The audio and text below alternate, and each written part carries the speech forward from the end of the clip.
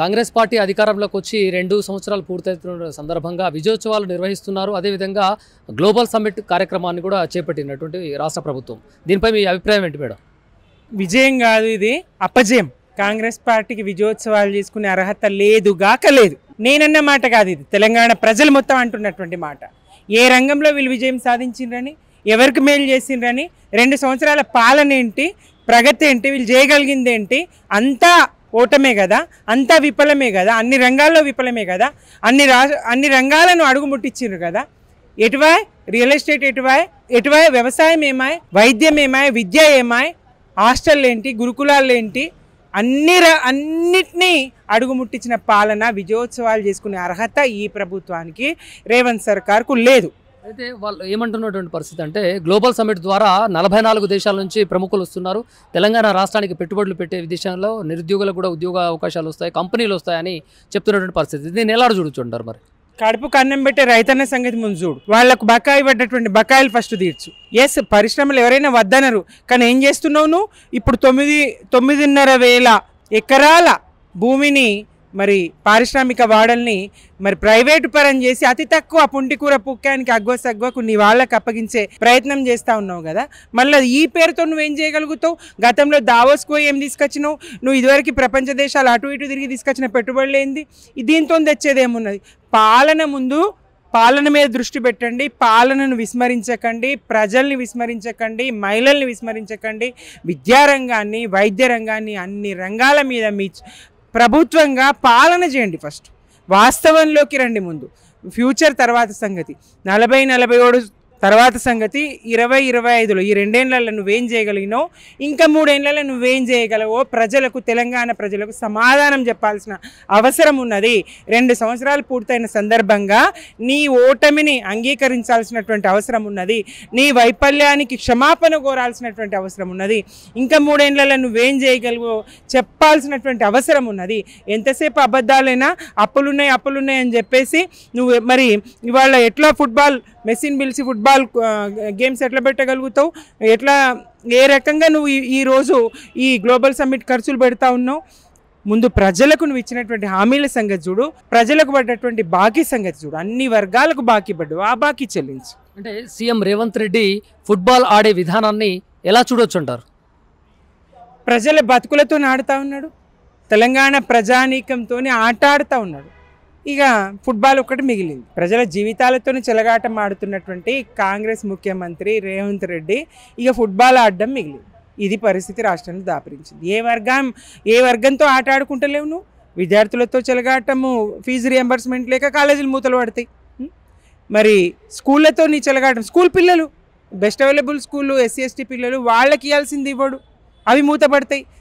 పాపం మధ్యాహ్న భోజన కార్మికులు నెలకు 3,000 పారితోషికం స్వల్పం, వాళ్ళకి ఇవ్వడు, వాళ్ళొచ్చి ధర్నా చేస్తారు. ఇక్కడ ఇది కదా జరుగుతూ ఉన్నది రాష్ట్రంలో.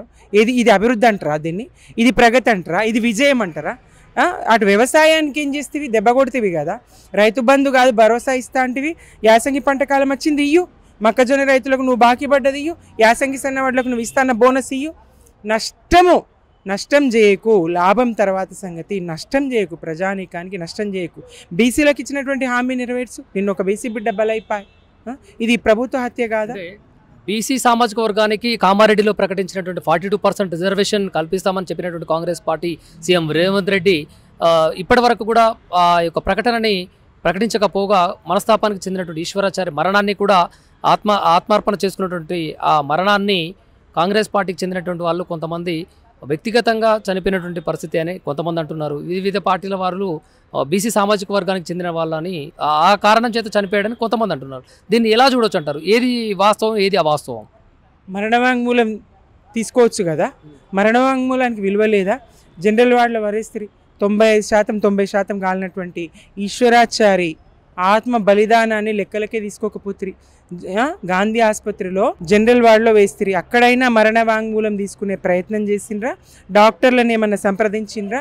మరి ఏంటి పరిస్థితి, ఆయన ఏ స్థితిలో ఉన్నాడు, బతకడా, మరణ వాంగ్మూలం తీసుకో అన్నని కనీస సోయి స్పృహ ఉండాలి కదా. చనిపోయిన తర్వాత నిందలా?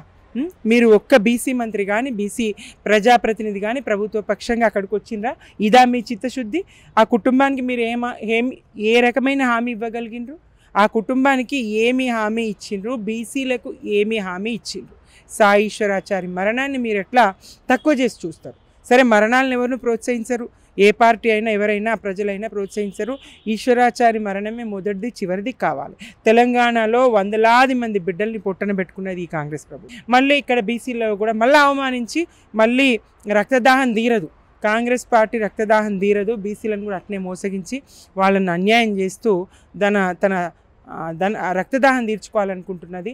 అట్లా కాంగ్రెస్ పార్టీ వ్యవహారం ఉన్నది. ఆ ఈశ్వరాచారి కుటుంబానికి ప్రకటించాలి, ప్రభుత్వ పరంగా ఏం చేయగలరో ప్రకటించాలి, బీసీ సమాజానికి సమాధానం చెప్పాలి.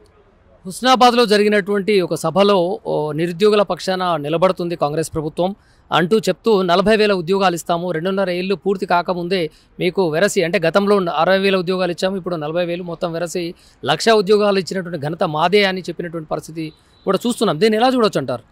ఎన్నికలకు ముందు ఇచ్చినటువంటి హామీ ఏంది? కాంగ్రెస్ అంటేనే అబద్ధం, అబద్ధం అంటేనే కాంగ్రెస్ అన్నట్టుగా మీరు నిరూపించుకుంటున్నారు కదా. ఎన్నికలకు ముందు 2 లక్షల ఉద్యోగాలు ఏడాది కాలంలో ఇస్తామంటివి. టీఎస్పీఎస్సీ ఆధ్వర్యంలో మరి పేపర్ లీక్ అయింది, వీళ్ళు పక్కకు తప్పుకుంటే కమిషన్ను ప్రక్షాళన చేసి మేము ఉద్యోగాలు ఇస్తాం, 2 లక్షల ఉద్యోగాలు ఇస్తామని చెప్తారు. నేను టీఎస్పీఎస్సీ సభ్యురాలని. తప్పుకున్న మా ఉద్యోగాలు ముఖ్యం కాదు, సభ్యులుగా వీళ్ళకి రావాలి ఉద్యోగాలు, ఈ బిడ్డలకు రావాలి, తెలంగాణ బిడ్డలకు రావాలి. 2 లక్షల ఉద్యోగాలు ఇస్తా అంటున్నాడు కదా రేవంత్ రెడ్డి. సరే, ఇవ్వని మేలు జరుగుతుంది కదా అని మేము తప్పుకున్నాం. ఏది 2 లక్షల ఉద్యోగాలు ఎక్కడ పోయినాయి?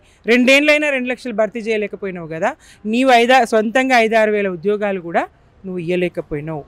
బీఆర్ఎస్గా మేము మరి 1,65,000 ఉద్యోగాలు గతంలో బీఆర్ఎస్ ప్రభుత్వం ఇస్తే, కాంగ్రెస్ ప్రభుత్వము 1,65,000 ఉద్యోగాలు ఇవ్వడమే కాదు, మరో 45,000-50,000 ఉద్యోగాలకు నోటిఫికేషన్లు ఇచ్చి రాత పరీక్షలు పెట్టి అంతా అయిపోతే ఆ పేపర్లు, ఆ నియామక పత్రాలు, కాగితాలు ముఖ్యమంత్రి గారు స్వయంగా చేతికిస్తారు, ఫోటో దిగుతారు, మేము ఉద్యోగాలు ఇచ్చినామని చెప్తారు. ఇది ఎక్కడ న్యాయం? స్వయంగా మీరు నోటిఫికేషన్లు ఇచ్చి ఉద్యోగాలు ఇచ్చిన ఇంకా ఎన్ని ఇస్తారు? మీరు ఎప్పుడన్నా మాట మీద నిలబడ్డారా? ఏ వర్గానికి మీరు ఇచ్చినటువంటి మాటను నెరవేర్చిండ్రు? ఏ ప్రజలతో మీరు మాట్లాడిన మాటను నెరవేర్చిండ్రు? మహిళలకు ఇచ్చిన మాట నెరవేర్చిండ్రా? వృద్ధులకు ఇచ్చిన మాట నెరవేర్చిండ్రా? రైతులకు ఇచ్చిన మాట నెరవేర్చిండ్రా? విద్యార్థులకు ఇచ్చినటువంటి మాట నెరవేర్చిండ్రా? వ్యాపార వర్గాలకు ఇచ్చినటువంటి మాట నెరవేర్చిండ్రా? ఆటో కార్మికులకు ఇచ్చినటువంటి మాట నెరవేర్చగలిగినరా? యావత్ తెలంగాణ సమాజానికి ఎన్ని మాటలు ఇస్తిరి, ఎన్ని హామీలు ఇస్తిరి, అన్నీ తుంగలో దొక్కి కేసీఆర్ గారి 10 ఏళ్ల పాలనలో చేసినటువంటి సంక్షేమాన్ని అడ్డుకొని ఆపి ఇవాళ పాలన చేస్తూ ఉన్నారు. పాలన కాదు ఇది, పాలనను మరిచిండ్రు మీరు జేబులు నింపుకుంటున్నారు, కమిషన్లు కోసం పాలన చేస్తూ ఉన్నారు, కక్కుర్తి పడుతూ ఉన్నారు, స్కాములు చేస్తూ ఉన్నారు. అంటే కాంగ్రెస్ ప్రభుత్వం ఏమంటుందంటే తెలంగాణ రైజింగ్ 2047 అనేది కూడా చెప్తుంది. అదే క్రమంలో గ్లోబల్ సమ్మిట్ అనే కార్యక్రమాన్ని కూడా చేపడుతున్న సందర్భంలో పెట్టుబడులు వస్తాయి అని చెప్తున్నటువంటి పరిస్థితి. ఒకవైపు ఏమో అప్పులు అవుతున్నాయి, వడ్డీలు కడుతున్నామని చెప్తున్నారు. ఇదే విధంగా ఇన్ని కోట్లతోటి ఈ యొక్క కార్యక్రమం చేపట్టడాన్ని ఎలా చూడొచ్చు అంటారు? కాంగ్రెస్ గురించి చెప్పడానికి ఎంత చెప్పినా సరిపోదండి. కాంగ్రెస్ను ఎందుకంటే అబద్ధమే కాంగ్రెస్ కదా. వడ్డీ కడుతున్నామన్నది ఎంత, అసలు లెక్కలు తీస్తే ఎంత? మేము 6,500 అప్పు కడుతున్నాము, 6,500 కోట్లు కడుతున్నాం నెలకి అని చెప్పేసి అన్నారు. లేదు, 6,500 వీళ్ళు 3,000 కోట్లు కూడా 2,300 కోట్లే వడ్డీ కట్టేది. అప్పుల మీదనే అబద్ధం చెప్పిన వాళ్ళు ఇక వడ్డీల మీద అబద్ధం చెప్పారా?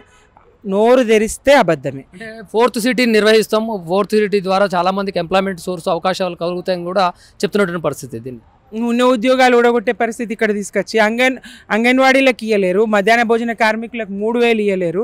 మీరు ఏం చేయగలరు? ప్రస్తుతంలోకి రండి. భవిష్యత్తు గురించి కాదు, భవిష్యత్తు కోసం కాదు. 2047 నాటికి ఎవరుంటే వాళ్ళు, ప్రజలు ఎవరిని ఎన్నుకుంటే వాళ్ళు అప్పుడు ఏం చేయాలో చేస్తారు. ఈ 2 ఏళ్లలో మీరు ఏం చేయలేకపోయినరో ప్రజల దగ్గర చెప్పుకోండి, క్షమాపణ అడగండి. ఈ 3 ఏళ్లలో మీరు ఏం చేయగలరో చెయ్యండి, అంతే తప్ప భవిష్యత్తు గురించినటువంటి ఊహలు కథనాలు ఇవేం వాస్తవంలో ఉండండి. పాలసీ అనేది చేపడుతున్నటువంటి కాంగ్రెస్ ప్రభుత్వం దీన్ని ఏం చెప్తారు మేడం హిల్ట్ పాలసీ గురించి? హిల్ట్, అవును, హైదరాబాద్లో 9,500 ఎకరాల పారిశ్రామిక వాడ ఏరియా స్థలాలు ఉన్నాయి. ఆ భూముల మీద రేవంత్ రెడ్డి గారు కన్నుబడింది. తన వాళ్లకు, తన బంధుగణానికి, తన మనుషులకు కట్టబెట్టేటువంటి ఆలోచనతోనే ఆయన ఈ హిల్ట్ పాలసీని తీసుకొచ్చింది. ఇందులో గతంలో బీఆర్ఎస్ ప్రభుత్వం కూడా ప్రభుత్వ స్థలాలు కొన్ని విక్రయించింది. ప్రభుత్వానికి అవసరం లేదనుకున్న చోట ఆ స్థలాలను విక్రయించింది. కానీ అక్కడ ఎట్లా విక్రయించింది? సాధారణంగా భూమి విలువ కన్నా మార్కెట్ విలువ కన్నా రిజిస్ట్రేషన్ విలువ చాలా తక్కువ ఉంటుంది. ఆ సబ్ రిజిస్ట్రార్ విలువలో 100 నుంచి 200% పెంచి ఆ భూములు కొనాలి, అమ్మాలి అనేటువంటి ఆలోచన నాడు ప్రభుత్వం. ఇక్కడ ఒక్క నిమిషం, ఇక్కడ రేవంత్ రెడ్డి గారు 30% సబ్ రిజిస్టర్ వాల్యూ 30% ఉంటే చాలు. ఇది 3 నెలల మొత్తం ప్రక్రియ అయిపోవాలి, అమ్మకం అయిపోవాలి, అంతా అయిపోవాలి. దీని మీద కొర్రీలు గిరీలు ఏమి ఉండొద్దు, ఎవరు అడ్డుకోవద్దు, ఎవరు ఆపద్దు. అతి స్వల్ప కాలంలో ఈ కథ, ఈ భూముల సంగతి ఓడగొడదామిగా మింగేద్దాం భూములను అనే ఆలోచన ఈయన. అంటే అక్కడ కార్మికులకి వస్తున్నటువంటి సమస్య పట్ల బీఆర్ఎస్ పార్టీ మాత్రమే స్పందించింది, కానీ ఇతర పార్టీలు ఎక్కడ కూడా స్పందించినటువంటి అవకాశం లేదు, కార్మికుల పక్షాన నిలబడేటువంటి పరిస్థితి లేదు. ఎందుకు మిగతా పార్టీలు రావంటే ఏం చెప్తారు? ఇవాళ రాష్ట్రంలో ప్రజల పక్షాన నిలబడ్డది ఒక బీఆర్ఎస్ మాత్రమే. తెలంగాణ తెచ్చిన పార్టీగా తెలంగాణకు అన్యాయం జరుగుతూ ఉంటే, తెలంగాణను మోసగిస్తూ ఉంటే కాంగ్రెస్, ఒక బీఆర్ఎస్ మాత్రమే గొంతు విప్పగలుగుతుంది. ఎందుకంటే బీఆర్ఎస్కే ఆ కడుపు నొప్పి ఉంటుంది.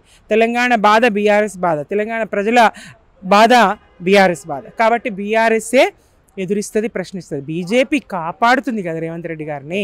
అది జాయింట్ వెంచర్ సర్కార్ అని గతంలో మా కేటీఆర్ గారు కానీ మా హరీష్ రావు గారు కానీ వాళ్ళు చెప్పడం జరిగింది. అది నిజం. వాళ్ళు చెప్పినా ప్రజలు అనుకున్న బీజేపీ రేవంత్ సర్కార్కు ఒక రక్షణ కవచంగా పనిచేస్తుంది తప్ప ప్రజల పక్షాన నిలబడడం లేదు. ప్రజల పక్షాన నిలిచేది, తెలంగాణ గురించి ఆలోచించేది, తెలంగాణ ప్రజల భవిష్యత్తును గురించి ఆలోచించేది, అన్యాయం జరగకుండా చూసేది ఒక బీఆర్ఎస్ మాత్రమే. కాబట్టి బీఆర్ఎస్ఏ ప్రశ్నిస్తూ ఉంది, బీఆర్ఎస్ఏ నిలదీస్తూ ఉంది కాంగ్రెస్.